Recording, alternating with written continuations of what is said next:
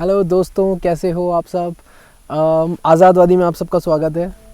तो आज मैं जंगल की ओर निकला हूँ और बांस के पेड़ के नीचे बैठा हूँ। तो काफ़ी खूबसूरत माहौल है यहाँ पे और गर्मी भी नहीं है ज़्यादा और ठंड भी नहीं है। तो मैंने आज सोचा कि क्या किया जाए।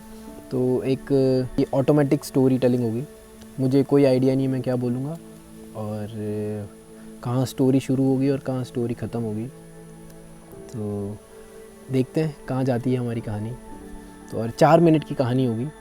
तो जो भी मुझे आसपास अपने नज़र आएगा तो उसको मैं देख के और वीव करके और उसमें कोशिश करूँगा कि ये कहानी क्या बनती है और क्या निकल के आती है। और ये डायरेक्टली हमारे सबकॉन्शियस माइंड को एक्टिव करती है। सो जो भी है वो आपके सामने होगा। चलिए शुरू करते हैं हमारी कहानी। इम्पॉर्टेंट सूचना। ऑटोमेटिक स्टोरी टेलिंग डायरेक्टली आपके सबकॉन्शियस माइंड को एक्टिव करता है।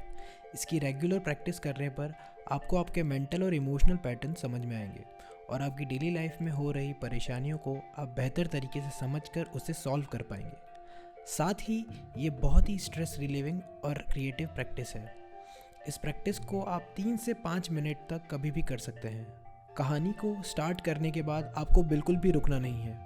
जो भी दिमाग में आता है वह सब निकाल देना है, यानी दिमाग का कंप्लीट लूज मोशन। और आपके सभी एक्स्ट्रा क्वेश्चंस कमेंट बॉक्स में आंसर किए जाएंगे। Thank you. एक्शन। कैमरा की लेंस को जब मैं देख रहा था तब मेरी आँखों में एक लाल घटा छाने लगी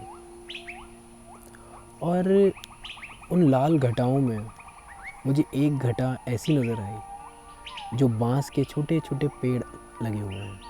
एक घटा ऐसी नज़र आई जहाँ बांस के छोटे छोटे पेड़ लगे हुए हैं और हर तरफ बांस के चारों तरफ कांटों के पेड़ हैं और उन कांटों के पेड़ों पर एक भी पत्तियाँ मुझे नज़र नहीं आ रही है, लेकिन बांस हरा भरा है, खिला खिला है।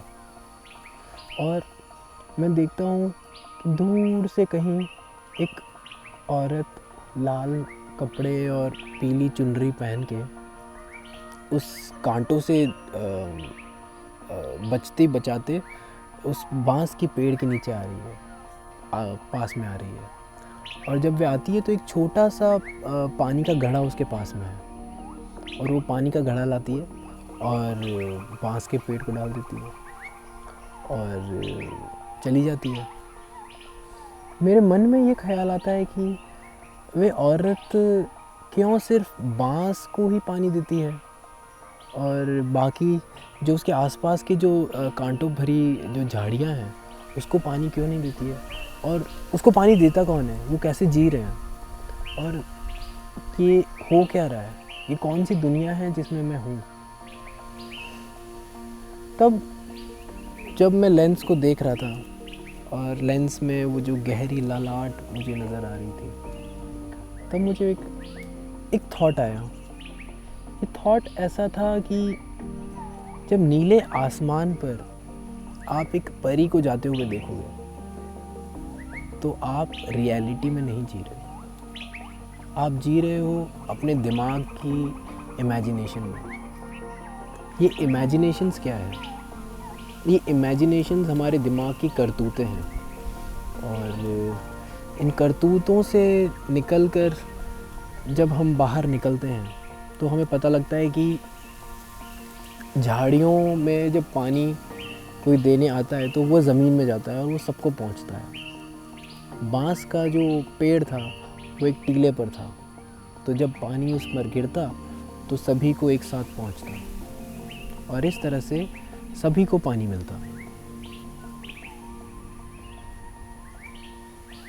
तो हमारी कहानी समाप्त करते हैं। हमें ज़रूर बताइएगा आपको कहानी कैसे लगी और अगर आप भी कोई ऐसा कहानी कहना चाहते हैं और हमें भेजिए, हमें ज़रूर भेजिए।